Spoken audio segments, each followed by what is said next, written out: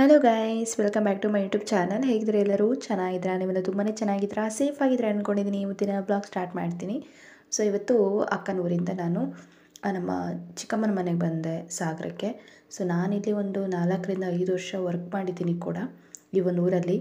ಹಾಗೆ ಅಪ್ಪ ಅಮ್ಮ ಕೂಡ ಇಬ್ಬರು ಬರ್ತೀನಿ ಅಂತ ಅಂದರು ಊರಿಂದ.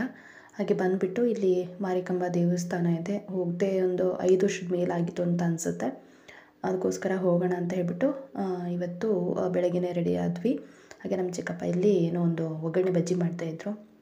ಅದರದ್ದು ರೆಸಿಪಿ ಕೇಳ್ತಾ ಅದನ್ನ ವೀಡಿಯೋ ಮಾಡ್ಕೊಳ್ತಾ ಇದ್ದೆ. ಸೊ ತುಂಬ ಚೆನ್ನಾಗಿ ಮಾಡಿದರು, ಸಖತ್ತ ಟೇಸ್ಟಿಯಾಗಿತ್ತು ಮಾತ್ರ. ಎಲ್ಲ ಹಸಿ ಹಾಕಿಬಿಟ್ಟೆ ಮಾಡ್ಕೊ. ಓಕೆ ಫ್ರೆಂಡ್ಸ್, ಬನ್ನಿ ಇವತ್ತಿನ ಬ್ಲಾಗ್ ಸ್ಟಾರ್ಟ್ ಮಾಡೋಣ. ಅದಕ್ಕೂ ಮುಂಚೆ ಯಾರು ಚಾನಲ್ನು ಸಬ್ಸ್ಕ್ರೈಬ್ ಮಾಡ್ಕೊಳ್ತಾ ನೋಡ್ತಾ ಇದ್ದಾರೆ, ದಯವಿಟ್ಟು ಚಾನಲ್ಗೆ ಸಬ್ಸ್ಕ್ರೈಬ್ ಮಾಡ್ಕೊಳ್ಳಿ, ಪಕ್ಕದಲ್ಲಿರೋ ಬೆಲ್ಲೈಕನ್ ಕ್ಲಿಕ್ ಮಾಡ್ಕೊಳ್ಳಿ.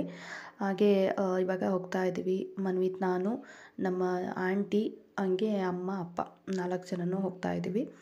ಹಾಗೆ ನೋಡಿಕೊಂಡು ಹಾಗೆ ನಾನು ವರ್ಕ್ ಮಾಡಿದ್ನಲ್ಲ, ಸೊ ಆ ಪ್ಲೇಸ್ಗೆ ಹೋಗ್ಬಿಟ್ಟು ನಮ್ಮ ಸರ್ನ ಮಾತಾಡ್ಸ್ಕೊಬರೋಣ ಅಂತ. ತುಂಬ ಲಾಂಗ್ ಟೈಮ್ ಆಗಿತ್ತು, ನಮ್ಮ ಮದುವೆಗೆಲ್ಲ ಬಂದಿದ್ರು ಅವರು. ಅದಾದಮೇಲೆ ಕಾಂಟ್ಯಾಕ್ಟೇ ಇಲ್ಲ ಅಂತ ಹೇಳ್ಬೋದು. ಸೊ ಇಲ್ಲೇ ಬಂದಿದ್ದಾನಲ್ವ, ಸೊ ಮಾತಾಡ್ಸ್ಕೊಂಡು ಹೋಗ್ಬಿಡೋಣ ಅಂತ. ಒಂದು ಟೈಮಲ್ಲಿ ಸಿಕ್ಕಾಪಟ್ಟೆ ಹೆಲ್ಪ್ ಮಾಡಿದ್ದಾರೆ ನಮ್ಮ ಸರ್. ನಮ್ಮ ಮದುವೆ ಟೈಮಲ್ಲಿ ಆಯಿತು. ಆಮೇಲೆ ಏನೇ ಒಂದು ಕಷ್ಟ ಅಂತಂದ್ರೂ ಫಸ್ಟು ಪಾಪ ಹೆಲ್ಪ್ ಮಾಡಿದ್ದಾರೆ, ಅವ್ರನ್ನೆಲ್ಲ ಮರಿಬಾರ್ದು ನಾವು. ಸೊ ಅದಕ್ಕೋಸ್ಕರ ಇಲ್ಲೇ ಬಂದಿದ್ದೀನಿ, ಮಾತಾಡ್ಸ್ಕೊಂಡು ಹೋಗ್ಬಿಡೋಣ ಅಂತ ಫಸ್ಟ್ ನಾವು ಇವಾಗ ಹೋಗ್ತಾ ಇದ್ದೀವಿ. ಈ ವಿಡಿಯೋ ಇಷ್ಟ ಆದರೆ ಲೈಕ್, ಶೇರ್, ಕಮೆಂಟ್ ಮಾಡಿ. ಓಕೆನಾ? ಇವಾಗ ಗಣಪತಿ ಕೆರೆ ಹತ್ರ ಬಂದ್ವಿ. ಇದು ಗಣಪತಿ ಕೆರೆ ಅಂತ ಅಂತಾರೆ. ಅದರ ಪಕ್ಕದಲ್ಲಿ ಗಣಪತಿ ದೇವಸ್ಥಾನ ಇದೆ, ಅದು ಆಪೋಸಿಟು ಆಂಜನೇಯ ದೇವಸ್ಥಾನ ಇದೆ. ನಾನಿಲ್ಲಿ ವರ್ಕ್ ಮಾಡುವಾಗ ಪ್ರತಿ ಶನಿವಾರ ಬರ್ತಾಯಿದ್ದೆ. ಹಾಗೆ ಸಂಕಷ್ಟಿ ದಿನ ಈ ಒಂದು ಗಣಪತಿ ದೇವಸ್ಥಾನಕ್ಕೆಲ್ಲ ಬರ್ತಾ ಇರ್ತಿದ್ದೆ.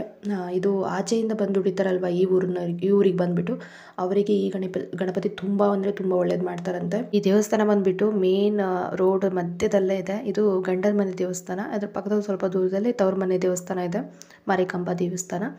ಸೊ ಇವಾಗ ಹೋಗ್ತಾ ಇದ್ವಿ. ಹಾಗೆ ಸ್ವಲ್ಪ ಹೂ ಬೇಕಾಗಿತ್ತು, ಹೂ ತೊಗೊಂಡು ಹೋಗೋಣ ಅಂತ ಇಲ್ಲಿ ನಿಂತ್ಕೊಂಡ್ವಿ.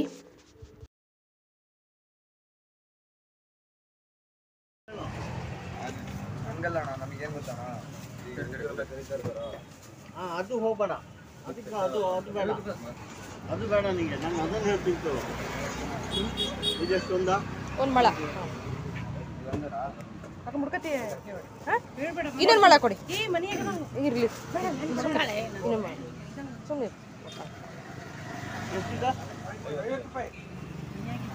ಅಣ್ಣ ಇದು ಇನ್ನೊಂದು ಮಳ ಕೊಡಿ. ಫಾರ್ಮ್ ಹೌಸ್ನೇ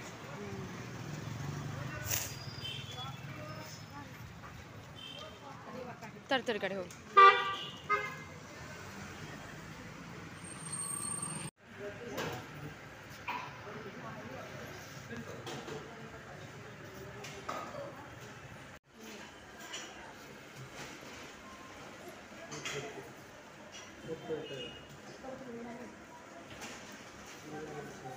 ಈಗ ನಾನು ವರ್ಕ್ ಮಾಡ್ತಾ ಇದ್ನಲ್ಲ, ಸೊ ಆ ಶಾಪ್ಗೆ ಬಂದ್ವಿ.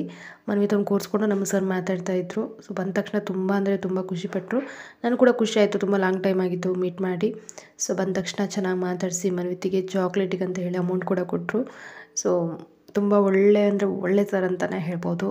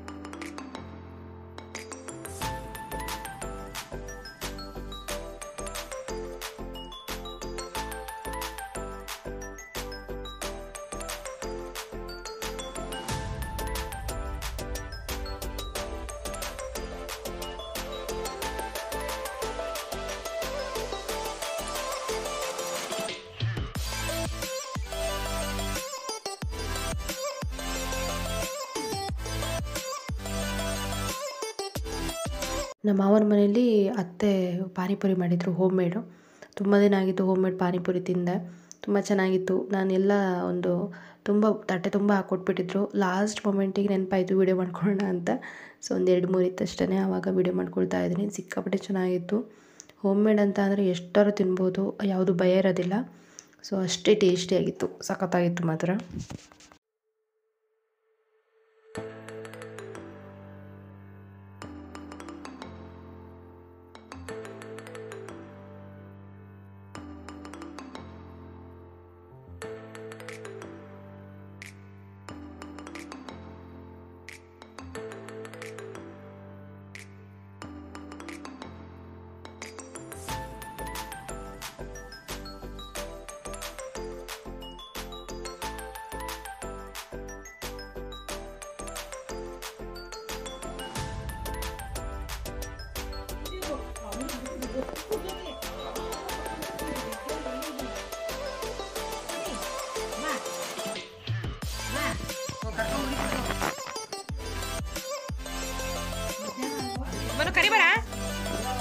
ಕರಿ ಬರ ಕುಡಿ ಕರಿ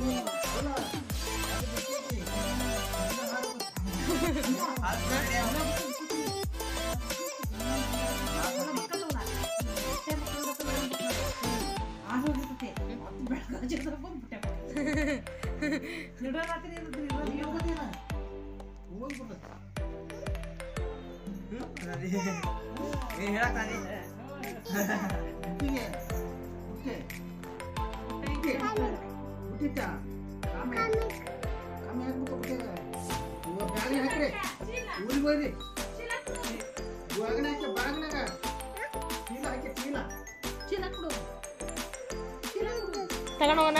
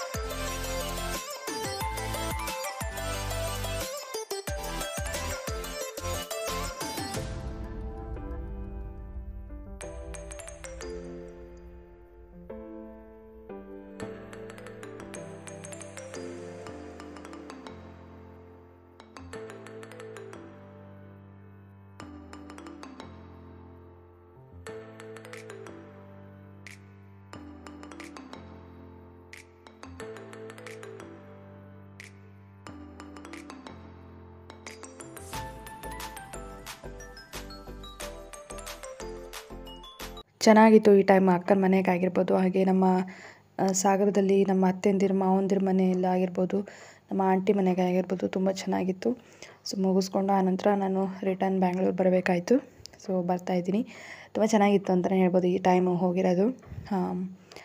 ಒಂದು 4ರಿಂದ 5 ಗಂಟೆ ಆಗಿತ್ತು. ಸೊ ಮನೆ ಹತ್ರ ಬಂದ್ವಿ.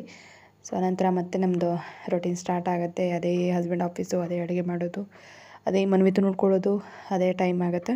ಸೊ ಆ ನಂತರ ಬಂದಿದ್ದಾಯಿತು. ಬೆಳಗ್ಗೆ ಸ್ವಲ್ಪ ಹಾಲ್ ಪ್ಯಾಕೆಟ್ ತುಂಬಾ ಇತ್ತು. ಹಸ್ಬೆಂಡ್ ಹಾಲು ಯೂಸ್ ಮಾಡೋದಿಲ್ಲ, ನಮಗೋಸ್ಕರ ತಂದಿಟ್ಟಿದ್ರು. ಸೊ ಹಾಗೆ ಇತ್ತು ಅಂತೇಳಿ ಸುಮ್ಮನೆ ತುಂಬ ದಿನ ಆಗಿಬಿಟ್ರೆ ಅದು ನಿಮಗೆಲ್ಲ ಗೊತ್ತಿದೆ ಎಕ್ಸ್ಪೈರ್ ಆಗಿಬಿಡುತ್ತೆ. ಅದಕ್ಕೋಸ್ಕರ ಪನ್ನೀರಾದ್ರು ತೊಗೊಳ್ಳೋಣ ಸ್ವಲ್ಪ 1 ಲೀಟ್ರ್ ಅಷ್ಟು ಹಾಲಲ್ಲಿ ಅಂತ ಹೇಳ್ಬಿಟ್ಟು ಹಾಲು ಕಾಯಕ್ಕೆ ಇಟ್ಟಿದ್ದೀನಿ. ಹೋಮ್ ಮೇಡ್ ಪನ್ನೀರ್ ಮಾಡ್ತಾಯಿದ್ದೆ. ಇದೇ ಫಸ್ಟ್ ಟೈಮ್ ಅಂತಲೇ ಹೇಳ್ಬೋದು ನಾನು. ವೆನಿಗರ್ ಇರಲಿಲ್ಲಾಗಿತ್ತು, ನಿಂಬೆ ಹಣ್ಣಿನ ಹುಳಿನೂ ಬರುತ್ತೆ. ಸೊ ನಾನು ಸ್ವಲ್ಪ ವೆನಿಗರ್ ಇತ್ತು ಮನೇಲಿ, ಅದನ್ನ ಹಾಕಿಬಿಟ್ಟು ಪನ್ನೀರ್ ತಗೊಳ್ಳೋಣ ಅಂತ ಹೇಳ್ಬಿಟ್ಟು ಇವಾಗ ಹಾಲು ಕಾಯಕ್ಕಿಟ್ಟು ಚೆನ್ನಾಗಿ ಕುದೀತಾ ಇದೆ. ಆನಂತರ ವೆನಿಗರ್ನ 1-2 ಸ್ಪೂನಷ್ಟು ಹಾಕಿದೆ. ತುಂಬ ಚೆನ್ನಾಗಿ ಬಂದು ಅಂತಲೇ ಹೇಳ್ಬೋದು. ಸೊ ಅದರಲ್ಲಿ ನೋಡಬೇಕು, ನಾಳೆ ಏನಾದರೂ ಮಾಡಬೇಕು ಅಂತ ಅಂದ್ಕೊಂಡಿದ್ದೀನಿ. ಸಂಡೇ ಆಗಿರೋದ್ರಿಂದ ಮನೇಲಿ ಇರ್ತೀವಿ, ಏನಾದರೂ ಮಾಡ್ಕೊ ತಿನ್ನಬೇಕು. ಪನ್ನೀರ್ ಪರಾಟ ಆಗಿರ್ಬೋದು, ಆನಂತರ ಬೇರೆ ಏನಾದರೂ ರೆಸಿಪೀಸ್ ಟ್ರೈ ಮಾಡ್ತೀನಿ. ಹಾಗೆ ಹೋಮ್ ಮೇಡ್ ಪನ್ನೀರ್ ಮಾಡಿರೋದಿದೆ ಫಸ್ಟ್ ಟೈಮ್ ಅಂತಲೇ ಹೇಳ್ಬೋದು. ಸಖತ್ತಾಗಿ ಬಂತು. ನೆಕ್ಸ್ಟ್ ಟೈಮು ಕೂಡ ಮಾಡ್ತೀನಿ. ಹಾಲು ಪ್ಯಾಕೆಟ್ ತುಂಬ ಇರೋದ್ರಿಂದ ನಾನು ಇದನ್ನು ಟ್ರೈ ಮಾಡೋಣ ಅಂತ ಮಾಡಿದೆ.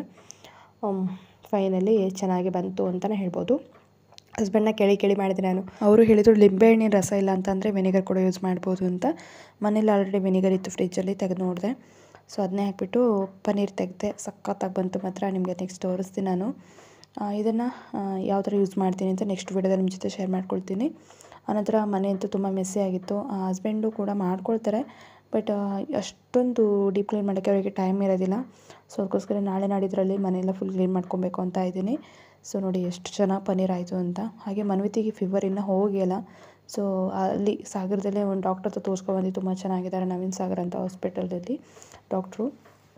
ಅಲ್ಲಿ ಹೋಗಿ ಮನ್ವಿತಿಗೆ ಮೆಡಿಸಿನ್ ಆಯಿತು. ಆಮೇಲೆ ಅವನಿಗೆ ಟಾನಿಕ್ ಬರ್ಸ್ಕೊಬಂದೆ ಸ್ವಲ್ಪ. ಆಮೇಲೆ ಪ್ರೋಟೀನ್ ಪೌಡ್ರನ್ನ ಯಾವ್ದು ಕೊಡೋದು, ಯಾವ್ದು ರೆಕಮೆಂಡ್ ಮಾಡ್ತೀರಾ ಅಂತ ಅಂದೆ. ಸೊ ಅವರು ಸ್ವಲ್ಪ 1-2 ಥರದ್ದು ಬರೆದು ಕೊಟ್ಟಿದ್ದಾರೆ. ನೆಕ್ಸ್ಟ್ ವೀಡಿಯೋದಲ್ಲಿ ನಿಮ್ಮ ಜೊತೆ ಶೇರ್ ಮಾಡ್ಕೊಳ್ತೀನಿ ಯಾವ್ದು ಕೊಟ್ಟಿದ್ದಾರೆ ಅಂತ. ಸೊ ಡಾಕ್ಟ್ರನ್ನ ಕೇಳಿಬಿಟ್ಟು ರೆಕಮೆಂಡ್ ಮಾಡಿದರೆ ತೊಗೋಬೋದು, ತುಂಬ ಚೆನ್ನಾಗಿರುತ್ತೆ ಅಂತ. ಸೊ ತುಂಬ ದಿನ ಆಗಿತ್ತು ಡಾಕ್ಟ್ರು ರೆಕಮೆಂಡ್ ಮಾಡೇ ಇಲ್ಲ, ಅಂದರೆ ಕೇಳಿಲ್ಲ ನಾನು ರೆಕಮೆಂಡ್ ಮಾಡೋಕ್ಕೆ. ಅವರು ಒಂದು ಪ್ರಾಡಕ್ಟ್ ಹೇಳಿದ್ದಾರೆ 1-2 ಥರದ್ದು. ಸೊ ಅದನ್ನು ಮನ್ವಿತ್ ತೊಗೊಬಂದಿದ್ದೀನಿ. ನೆಕ್ಸ್ಟ್ ಅವನಿಗೆ ಕೊಡಬೇಕು ಅಂತ. ನೋಡಿ ಪನ್ನೀರ್ ಆಗಿದೆ ಇವಾಗ. ಇದನ್ನು ಒಂದು ಕಾಟನ್ ಬಟ್ಟೆಯಲ್ಲಿ ಸೋಸ್ಬಿಟ್ಟು ಆನಂತರ ಒಂದು ಸ್ವಲ್ಪ ಭಾರ ಇರೋದು ಏನಾರು ಇದ್ದರೆ ಅದ್ರ ಮೇಲೆ ಇಟ್ಬಿಟ್ರೆ ನೀರೆಲ್ಲ ಇಳಿದೋಗುತ್ತೆ. ಆನಂತರ ಪನ್ನೀರ್ ಸಖತ್ತಾಗಿ ಬರುತ್ತೆ.